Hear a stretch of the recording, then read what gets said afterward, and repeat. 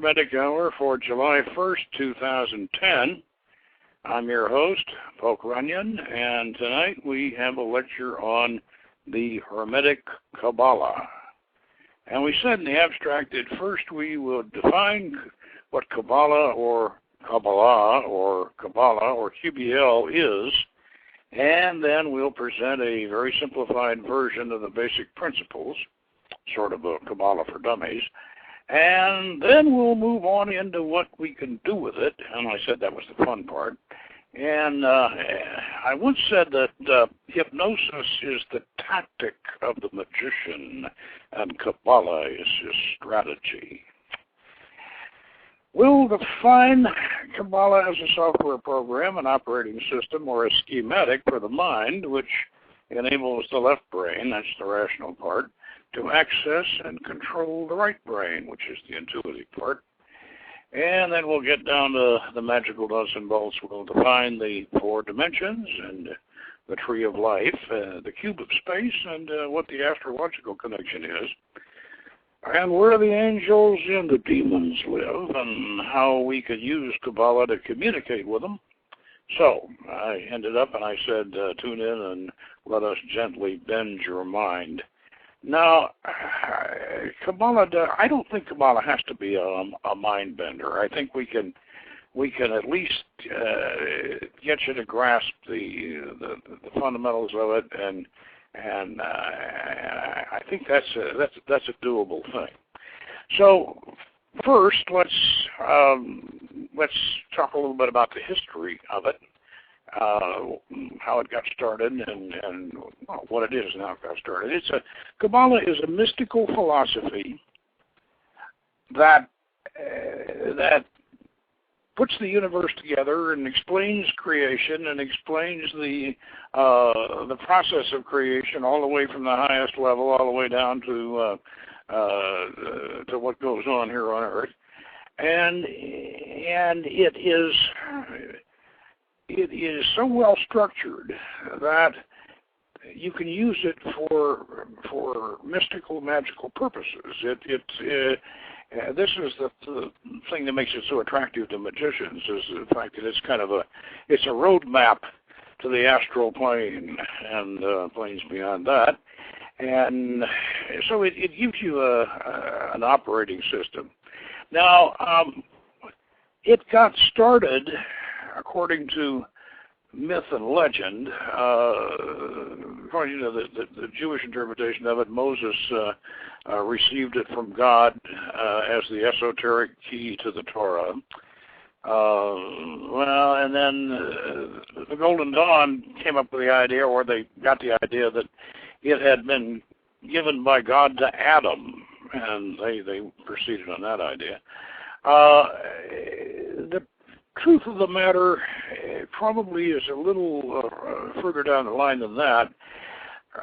Kabbalah got started, as near as we can tell, in Alexandria around about the same time that the Hermetic tradition got started, and of course the two have interpenetrated ever since.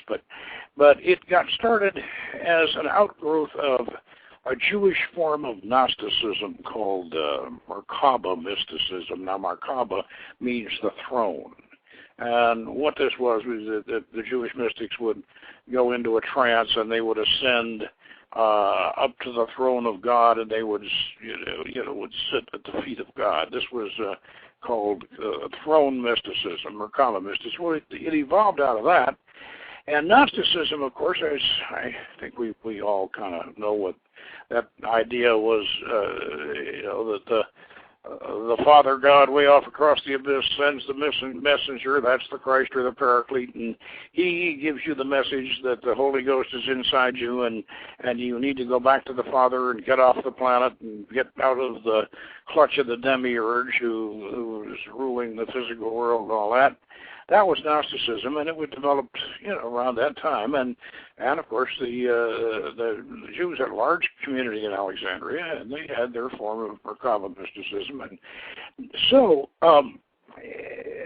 Neoplatonism and Hermetic philosophy and these various and Pythagorean Greek philosophy all kind of kind of merged into this Jewish form of mysticism they were starting to develop. Now, it didn't really pop up in any form that we can recognize until about 300 AD, and it was a little book came out called the Sefer Yetzirah. Now, the Sefer means book, and Yetzirah means formation. So this was the Book of Formation. It was a little book, but a very, very important little book, because it gave the names of the Hebrew of the planets and in relation to the Hebrew letters, and the signs of the zodiac in relation to the Hebrew letters, and the elements, at least 3 of them, in relation to the Hebrew letters. And so what you had here was the beginning of this practical mystical philosophy that we eventually ended up calling the Kabbalah, is because the alphabet. Now, this was an idea, by the way, the Hebrews got from the Greeks. The Greeks were the first ones that started applying new numbers and astrological correspondences to the letters of their alphabet. Valentinian Gnosticism and Marcus and the rest of them were doing that, and that influenced the Sefer Yetzirah. And the Sefer Yetzirah, this little book, has the 22 letters of the Hebrew alphabet, and they're attributed to the 7 planets, the 3 elements, fire, water, and air. And they didn't have a letter for Earth. That was a little problem there. So they ended up making Tau, the last letter of the alphabet. That had to serve as Earth, and it also served as Saturn. Now, there's some interesting things that they did with that. But so you had the 3 mother letters. They had the letters of the planets, and then you had the 12 letters for the signs of the zodiac, and that made up 22 letters. Now you could use these in permutations and formulas and magical names of power. So this is this is the real start of the Jewish Kabbalah. Now, so it doesn't pop up again, at least as near as we can trace it, until over in Spain, around about the 1200s, there was a book called the Sefer Bahir, and that went building on the Sefer Yetzirah, and it talked about a secret tree, a tree design, and it was expanding on the Sefer Yetzirah, and then this is what really got the Kabbalah going. A fellow by the name of Moshe de Leon, around about 100 years after the Bahir, and of course the Sefer Yetzirah was already there, in Spain, Moshe came up with a book which he claimed he got from an old Aramaic manuscript from the 2nd century. Aramaic, as you probably know, is the predecessor for both Arabic and Hebrew. So he claimed he had this old Aramaic manuscript by this mystical rabbi Ben Yochai, who lived back in the 2nd century, and he produced a book, a Kabbalistic treatise called the Zohar. That was the Book of Splendor. Now, this thing was just, it went on and on and on. It was, there were several things about the Zohar. It was a mystical commentary on the Pentateuch, but it had other aspects too. A lot of astrological magic, which I think he picked up from Picatrix and one thing or another. And the secret heart of it, which has only recently come to the light of those who didn't know, was the Song of Solomon, the Shadim. But anyway, the Zohar became the key work of the Kabbalah at that point. And this is about 1280, 1260, 1280. Now, it's interesting to note that Moshe de Leon was copying these books out and selling them as fast as he could, and he was actually making his living selling copies of his Zohar. A very wealthy rabbi over in Italy corresponded with him, had a copy of it, and wanted to come over and visit him, but by the time he got over to Spain, Moshe was dead.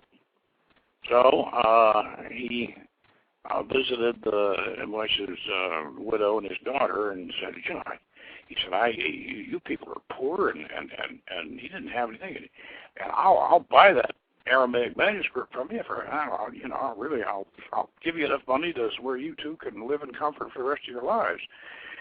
But both the widow and the daughter had to admit that Daddy made it up. So the Zohar was Moshe's creation, but it's a marvelous, marvelous thing, and it was picked up by Isaac Luria, the greatest of the Kabbalists, a few hundred years later, and he based his system on the Zohar. So we, and later on, the Golden Dawn, of course, used a Christian or European version of it, the Qabala de Nodata, 3 books from the Zohar, and a lot of their Kabbalah is based on that. Now, the point here we need to make is that is this, and did it remain a primarily Jewish system? Well, they did for the Jews, yeah. They kept it up until about 1700, and sometime in the 1700s, the Jewish philosopher Maimonides said, "Oh, we got to get rid of this. This is just holding Judaism back, you know. And this is the age of the rationalists, and we can't have this. We got to concentrate on law and philosophy, and should put this behind us." But the Kabbalah had already gotten loose, and the Hermetics and the Rosicrucians had picked it up, and they had done their own version of it. And so the point that I'm making here is that by the time the Golden Dawn got started in the 1880s, there were as many non-Jewish people practicing the Hermetic Rosicrucian version of Kabbalah as there were Jewish people practicing the rabbinical version. So it became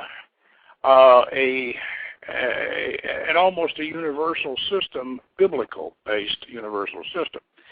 And the Hermetic Qabalah differs in several respects from the Rabbinical Kabbalah, because the Hermetic Qabalah adopted tarot cards and applied them to the paths of the Tree of Life around about 1850, 1860, under the influence of Palpas, Stanislaus Tokadia, and the great Eliphas Levi.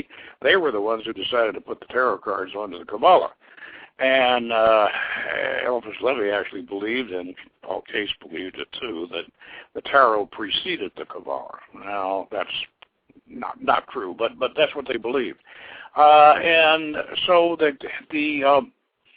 the Hermetic Qabalah, the Kabbalah that we practice outside of the rabbinical circles, tarot cards do have quite an influence. They have an influence on the paths, not so much in the spheres, but of the Tree of Life. Now, there are also, too, there's something about the Hermetic Qabalah that should be mentioned. It uses or employs more practical magic in a more open sense than the rabbinical Kabbalah does. In other words, the Hermetic Qabalah applies quite often Egyptian god forms and in our case Canaanite god forms right onto the tree, and right onto the spheres of the tree, and also we use elementals, and we use an amalgam of angels, elementals, and pagan gods and goddesses.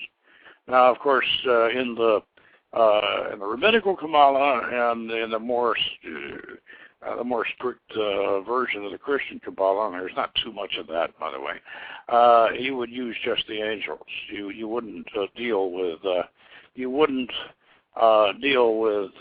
Egyptian or Canaanite god forms.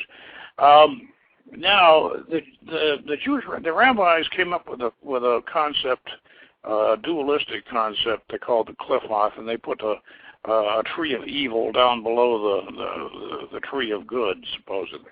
Let's talk about this tree for a minute. The tree design, the one that we're all familiar with, it was developed by a Christian mystic, Athanasius Kircher, around about in the 1500s. This particular design is the one that we that we're all familiar with today, the one that the BOTA uses. By the way, the artwork that we had over on the website, that's Builders of the Adidam's little tree. We should give them credit for it. They're a very good Kabbalah school and a very good tarot Kabbalah school, Hermetic school. The tree that we use is Kircher's tree. Now, there were many other configurations of trees. Isaac Luria came up with a whole bunch of them. And I want to point out that there is an 11-sphere tree for inner order work. And the Golden Dawn has one, we have one, and Isaac Luria had a number of them. These are 11-sphere trees, and these are supposedly trees before the fall. I'll get into that later. Now, all of this comes down to a design, a schematic, if you will, with these 10 or maybe 11 spheres that actually have different characteristics. They're applied to different planets. They're applied to they're applied to different dimensions, and they're like, well, Rigardi once described them as filing cabinets, but I think that's only the crudest definition of it, because they're a lot more than filing cabinets. They're the spirit of the various things that apply to that particular sphere, that planet, that force, that aspect.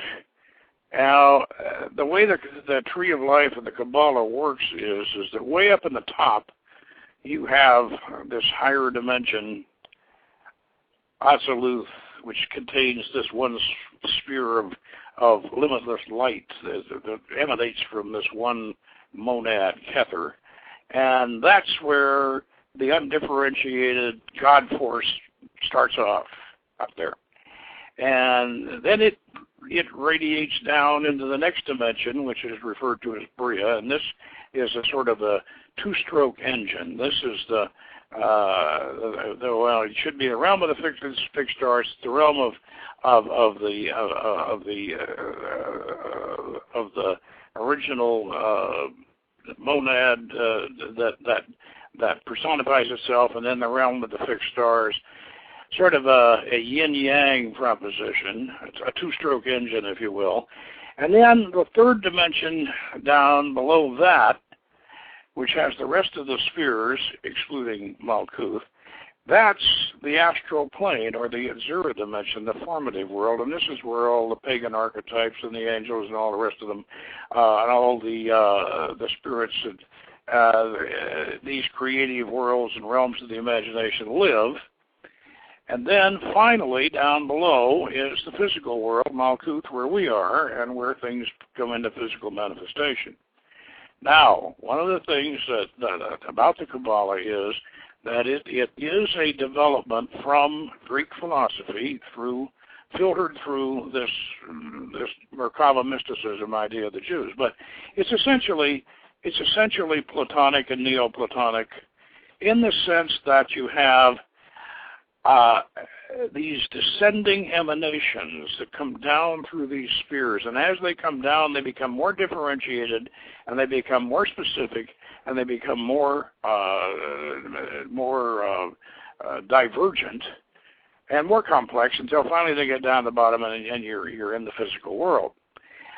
Obviously, if you can manipulate this within yourself and in the greater universe, and the Kabbalah shares with Hermetic philosophy, it shares the idea that as above, so below. They have the Jewish Kabbalah has the idea of the Adam Kadmon, the cosmic man, so to speak. The same thing, and this derives, as I said, from Greek Hermetic and Orphic philosophy, and the idea being that you can use these formulas, these Kabbalistic formulas, to actually influence these spheres both within yourself and in the greater universe.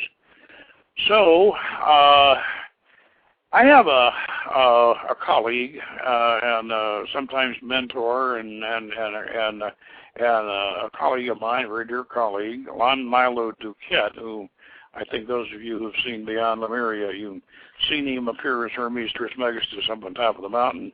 Lon has written a wonderful little book on Hermetic Qabalah, which I heartily recommend, and it's called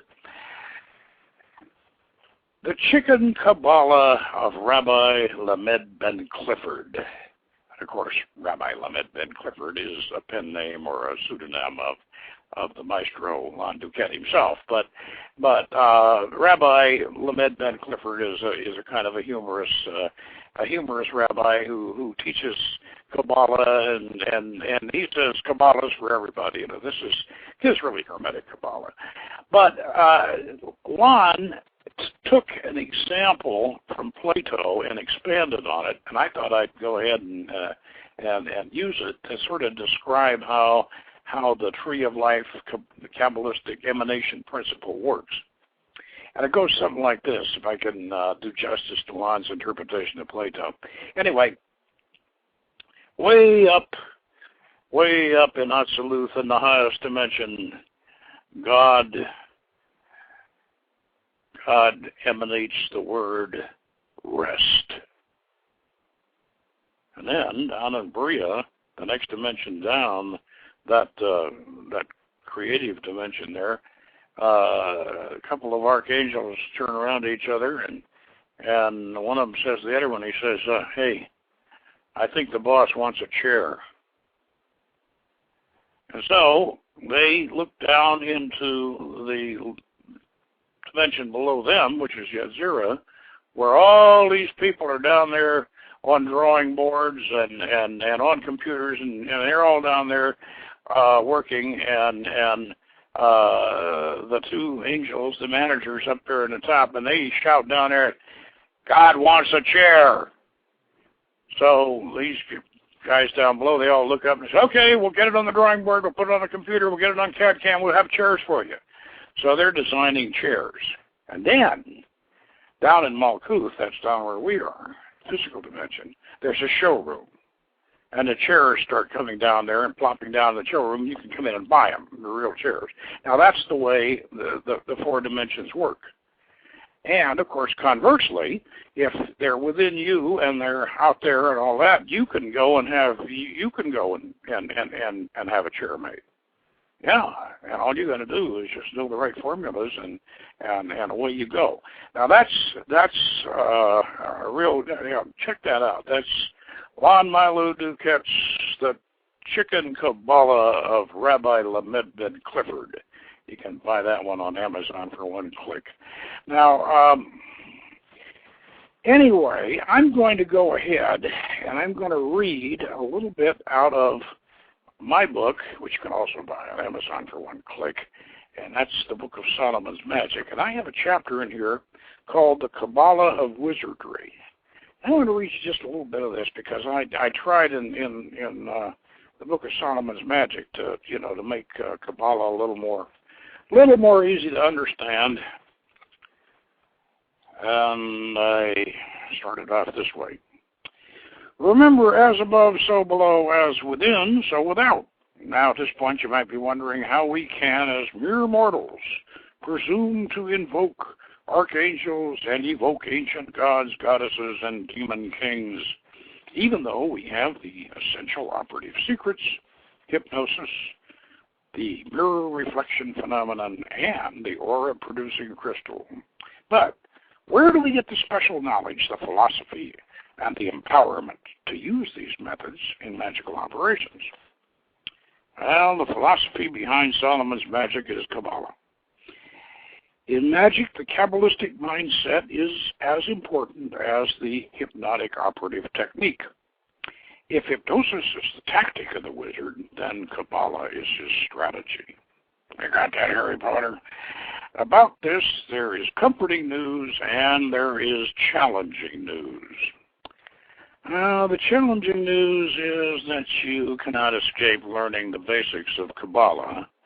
And the comforting news is that you don't need to read Hebrew any better than some Tibetan lamas can read Sanskrit. And they're still excellent magicians. Besides that, we convert all Hebrew into Phoenician anyway, so you know, you can, if somebody asks you, do you read Hebrew? No, I read Phoenician. Please understand that I don't propose to teach you Kabbalah in this book. Well, I don't really. This short chapter merely sets forth the special characteristics of our version of Kabbalah, and you can familiarize yourself with the grand old system and the works I've recommended in the study guide. Well, I recommended one of them, and that's Lon Duquette's Chicken Kabbalah of Rabbi Lamed Ben Clifford, and I want you to get that one. With this in mind, let's look briefly at what we call the Kabbalah of wizardry. It was developed in the late Middle Ages and early Renaissance by nominally Christian magicians, and is usually referred to as the Hermetic Qabalah. It differs from rabbinical Kabbalah, and it is somewhat pagan and Gnostic.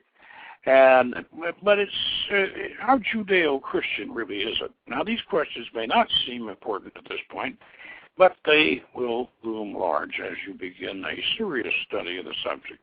So I will do my best to answer them as briefly and as simply as I can right at the outset.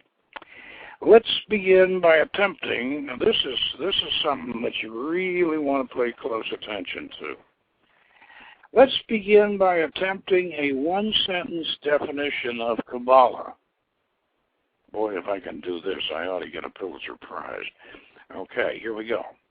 Kabbalah is a philosophical, mathematical, geometric system that describes the creation and operation of the universe through 4 dimensions by employing a schematic design containing 10 spheres of descending emanations connected by 22 paths attributed to letters of the alphabet and their numerical equivalents.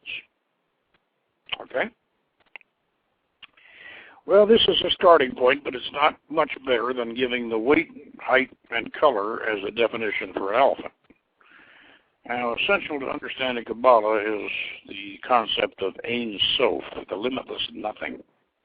It contracts into itself and produces the Ein Sof Aur, the limitless light, which then expands to produce the universe and continues to enliven and to ensoul it. Now, this conception predates modern physics, the Big Bang Theory, by 1,000 years. It also puts Kabbalistic philosophy in a very controversial position in relation to Orthodox Jewish and Christian religion. At the highest level the Kabbalist can conceive, God is not judgmental or in any way dissatisfied with his creation. He simply is and continues to be. A contemporary popular analogy would be the Force in the Lucas Star Wars films. Now, the universe is therefore operated by lesser, more differentiated personifications such as angels, gods, goddesses, and elemental spirits. Now, this idea was originally Neoplatonic, the philosophical high water mark of classical paganism, and can be explored further in the writings of the philosopher Plotinus and his followers, the Iamblichus and Porphyry and all the rest of them. And we also, I think we ought to mention Empedocles, too, because he came before Plotinus, and he had a lot to do. He was the fellow that came up with the idea of the 4 elements, air, earth, fire, water, love, and strife. That was the whole universe, according to Empedocles. Now, we attribute all of these lesser powers to the various spheres and paths of the tree of life structure described in our one-sentence definition that we just gave you. Now, we can then access them for knowledge or for help. Now, thinking of it in a more subjective way, we might say that Kabbalah is a spiritual, magical computer program for your mind. It interfaces the left and right hemispheres of the brain, a modern psychological reality originally theorized by the Kabbalist Isaac Luria in the 16th century. But I have to mention that he got them reversed, but he did theorize it, and that was pretty good. And it allows you to go online with the great mainframe, in other words, the Mac macrocosm, and you are the microcosm. You access the macrocosm, God. Now, since its emergence in medieval southern France and Spain to the present era, Kabbalah, especially magical Kabbalah, has been studied and practiced by as many Gentiles as Jews. Now, in the 15th century Europe, a philosophical marriage took place that established the lineage of the Western esoteric tradition. Hebrew Kabbalah was united with classical paganism, Hermeticism, and Hermetic philosophy had arisen, of course, in the 2nd century, the Christian era, as an attempt to preserve the ancient wisdom from the intellectual onslaught of Christian zealots. It combined elements of Neoplatonic, Gnostic, and Orphic teachings. And when the Hermetic writings were rediscovered by Renaissance Europeans, magic was literally reborn. Hebrew Qabala, which shared many of the same original roots, was soon integrated into the Hermetic scheme, and it gave it a necessary structure. Now, if you wanted a real education in the Middle Ages, you went to Spain. All over Europe, that's where you went. And down there, the Arabs and the Jews and the Christians all taught together in the universities, and they had courses in magic, and they had courses in magical astrology, and that was where you went. Was down at the University of Saragossa and Cordoba. Humanist Hermetic philosophers enriched their magical art by including the pagan Orphic hymns to the gods and drawing on the exotic Arabian Sabaean planetary magical system, having origins in ancient Canaan and Babylon, to create an elegant synthesis. The earth was declared a goddess, the anima mundi, and deified, and the sun was deified. The moon and the planets were evoked both in the human body and in the heavens beyond. And this obviously pagan, capricious, and amoral pantheon was balanced and regulated by angelic counterparts retained from the biblical system. However, in the Hermetic Qabalah, these angels were thought of as the sentient messengers or special power givers, not of a biblical Jehovah, but of an omnipresent, omnipotent, and non-judgmental force that flowed throughout the universe. The famous Renaissance philosopher-magician Giordano Bruno, who was supposedly burned at the stake for supporting Copernicus's heliocentric theory, was actually executed by the Inquisition, not because he publicly declared that, yes, the earth does revolve around the sun. No, that wasn't why they killed him, but because he insisted that the sun is a god. Now, Kabbalah in its earliest form was probably derived from a synthesis of Pythagorean mathematical geometric philosophy and Simonian or Samaritan Gnosticism in the 1st century. That's the outgrowth from Merkaba mysticism and Simon Magus. Simon Magus, by the way, was a Samaritan. Palestine and Alexandria, its Palestinian roots are shrouded in myth, but we can make an argument for a pagan Samaritan origin through Simon Magus. In its later Hermetic form, the practical, magical Kabbalah is similar to Tibetan Tantric Buddhism. In that, elaborate visualizations of frankly pagan god forms, angels, and elemental spirits are encouraged. Judaic and Muslim religious tradition forbids this imagery, thus severely handicapping their forms of Kabbalah. There is, however, one major difference between our Hermetic system and that of the Tantrics. They contend that everything is ultimately illusion, whereas we say that everything is ultimately reality. And for this reason, we place great emphasis on developing and balancing the 4 philosophical elements, fire, air, water, and earth, animated by the force, which we call spirit.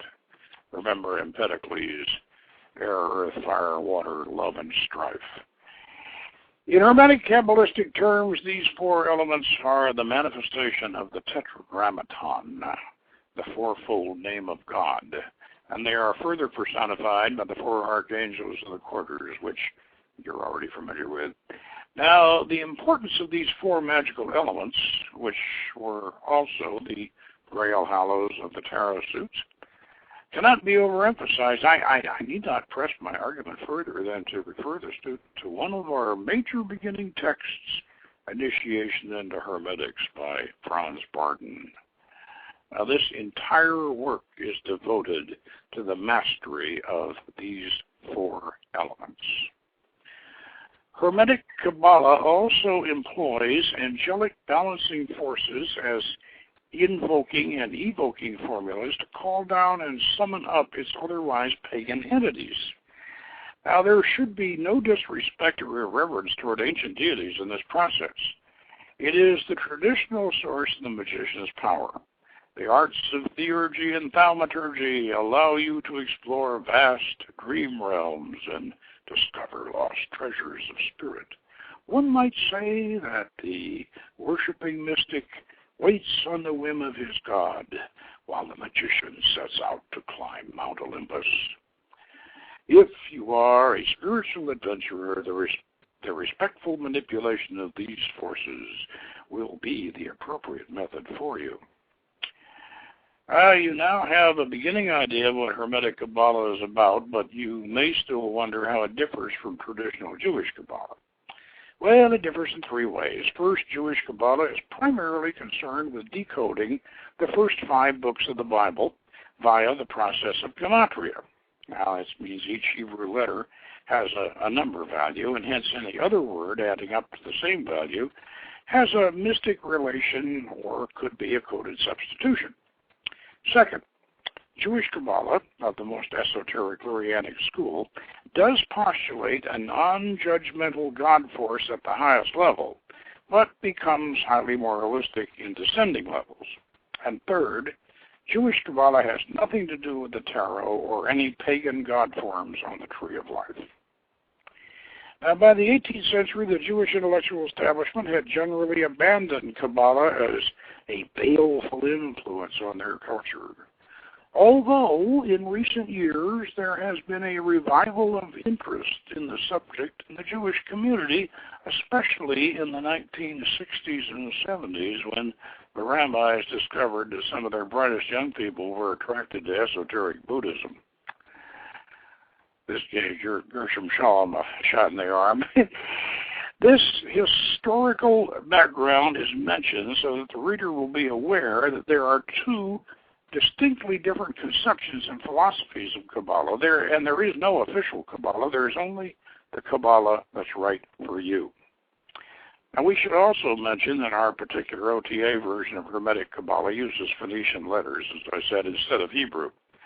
And the Phoenician alphabet appendix, of course, in Solomon's Magic will give you all of that.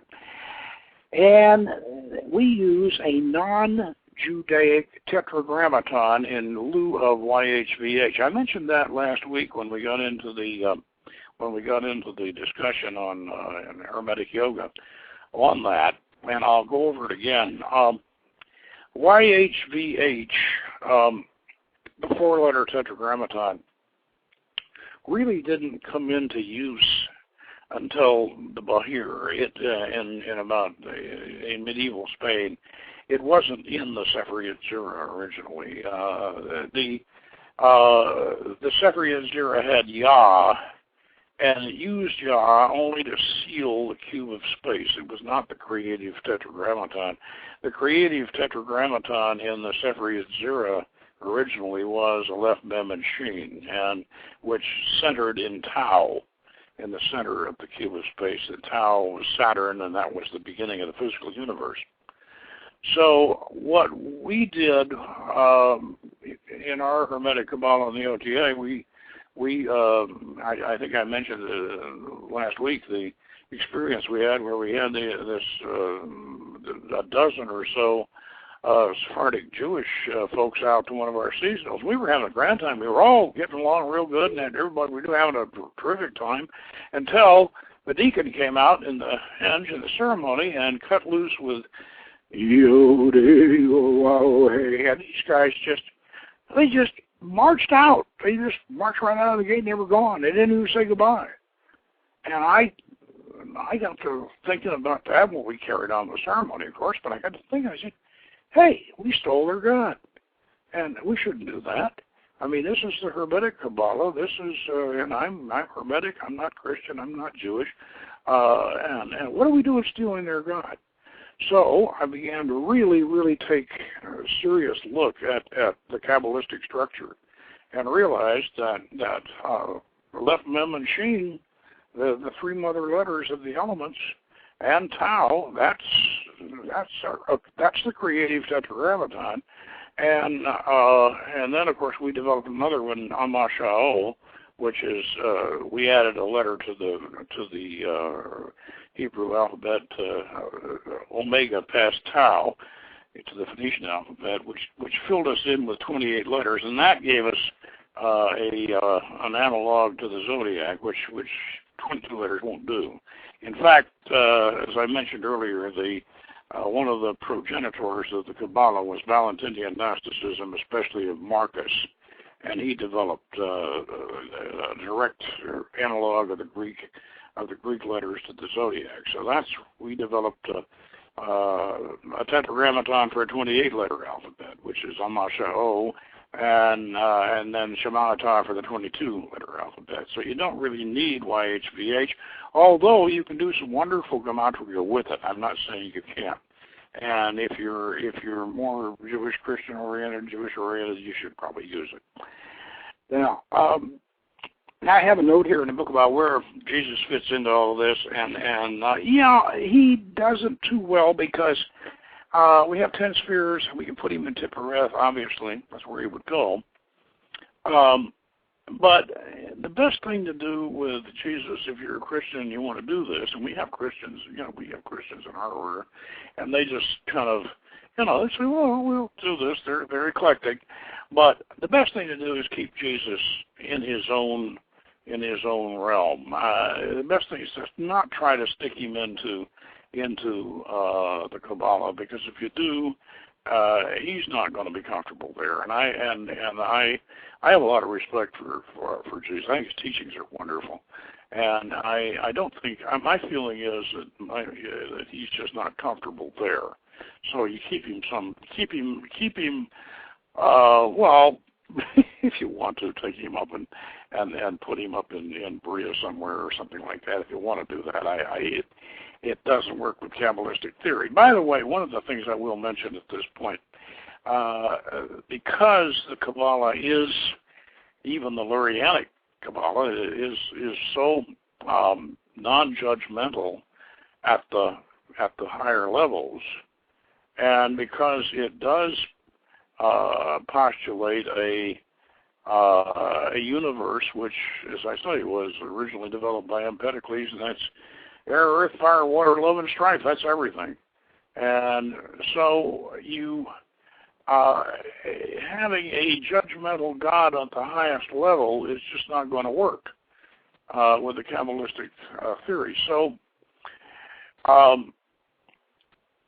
supposedly the old rabbis would not take on a student of Kabbalah unless he was pretty close to 40 years old, married, had children, and was established in the community. Then they would consider teaching him this, because it was somewhat of an amoral philosophy.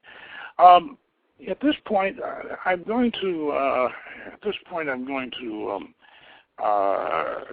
discuss the Phoenician gods on the tree, to sort of give you an idea of how that works.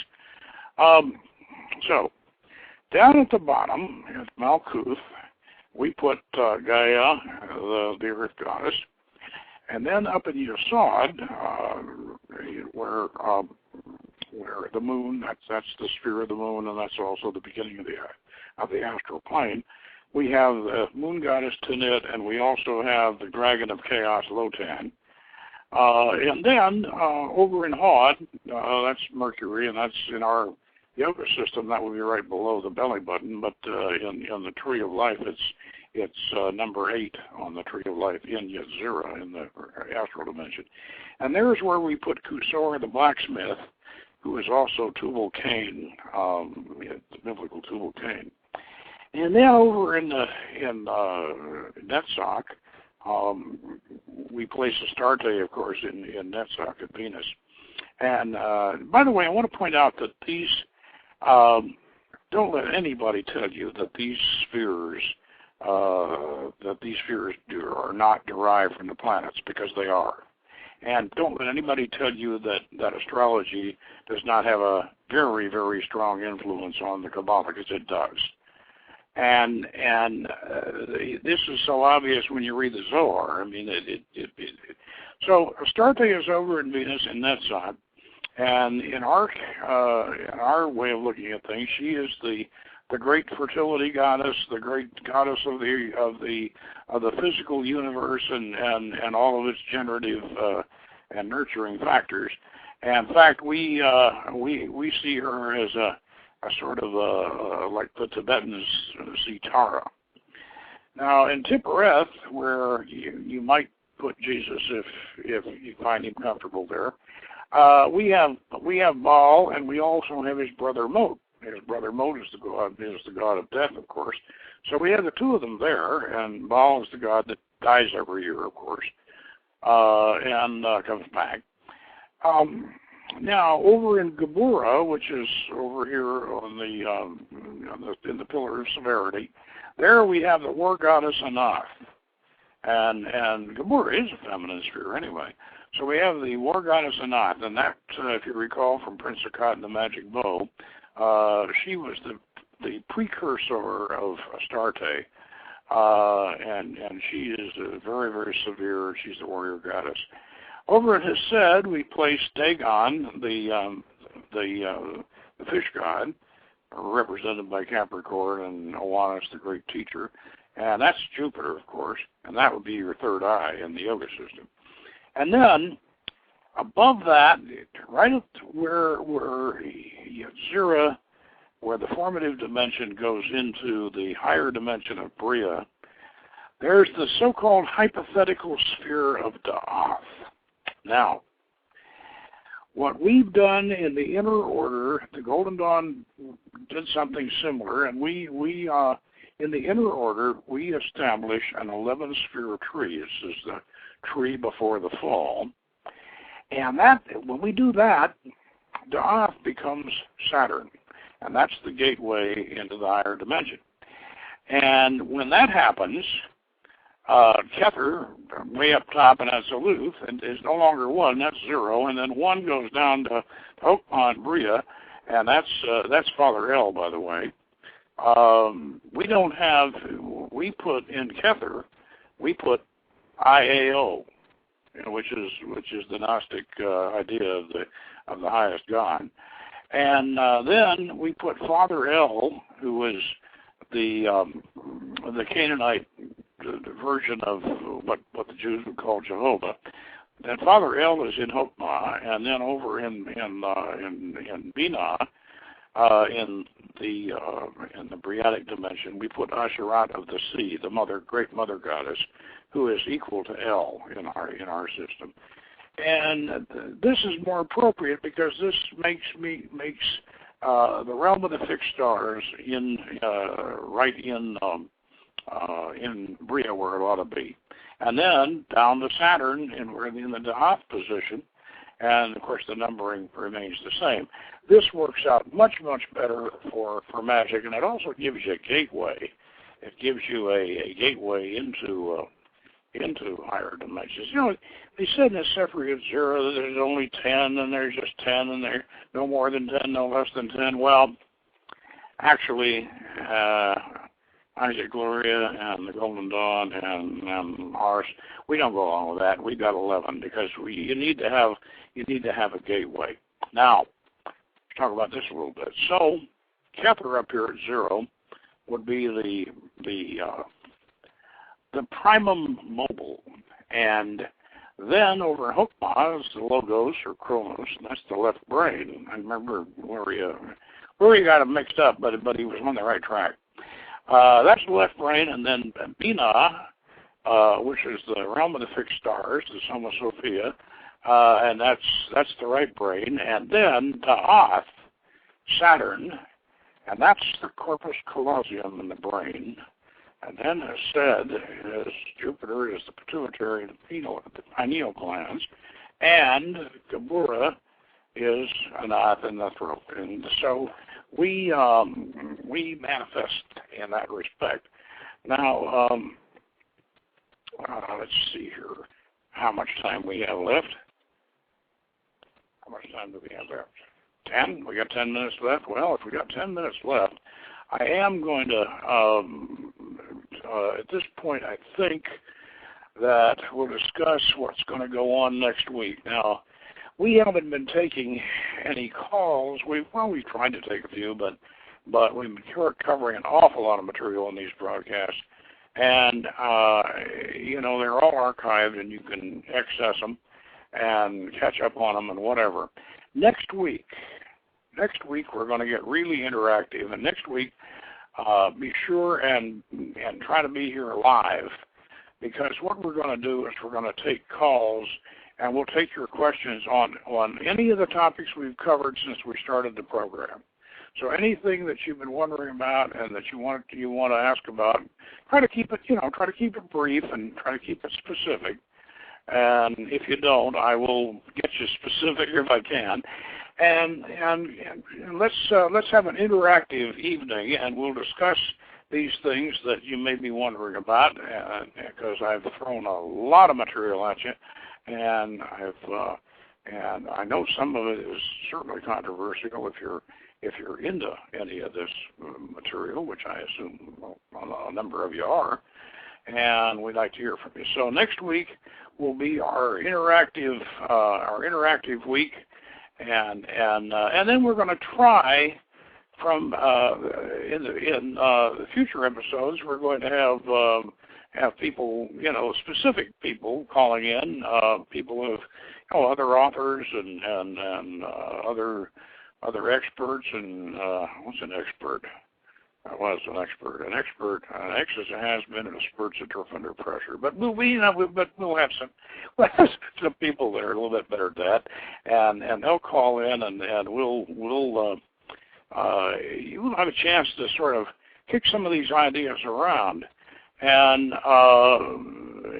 I think so. So mark that down. Next week is going to be the interactive session. And at that point, we see how much time do I have left. And I've got a little bit of time left. So if I've got a little bit of time left, I think what I will do is I will end up by, let's see here. I will end up with reading the last part of this chapter that I was just reading you here.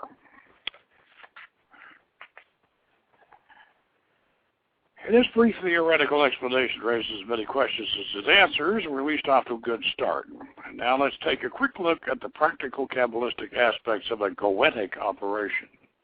After opening the lunar gate Yesod with a planetary septogram ritual, during which you will internally expand the tree of life in Yesod, located in the genital chakra, to displace and overlay the other psychic centers in your body, you will then circumambulate your magic circle Deosil as many turns as the number of the Sephirah you are working. For example, 7 times for the sphere of Netzach. Likewise, in a Yesod Netzach operation, you will use green candles and burn sandalwood incense. The names of power that you plug into your standard conjuration are drawn from our master mandala and the 777 references to the sphere of your working, and you will also use the proper planetary metal, or an affordable facsimile, for the spirit's lament worn by the receiver. And as you can see, there is a psychotechnical structure to Solomon's magic that is definitely Kabbalistic. This does not mean that you have to master all the theoretical principles and practical methods of this venerable philosophy before you venture into wizardry. You got that, Harry Potter? Okay, the fact is that you will never master it all. One of the more important things you will learn from the study of Kabbalah and the practice of magic is the vast extent of what you really do not know. And the more you study and practice, and the greater and the deeper and the further this unknowing will extend. So remember this when someone tries to tell you how much they know or how much you do not know about Kabbalah. And on that point, I believe that we are just about out of time. I will see you next week, and I'll be talking with you folks next week, and we'll see if we can answer any of your questions that you have about the material we've covered. So, good evening and good magic.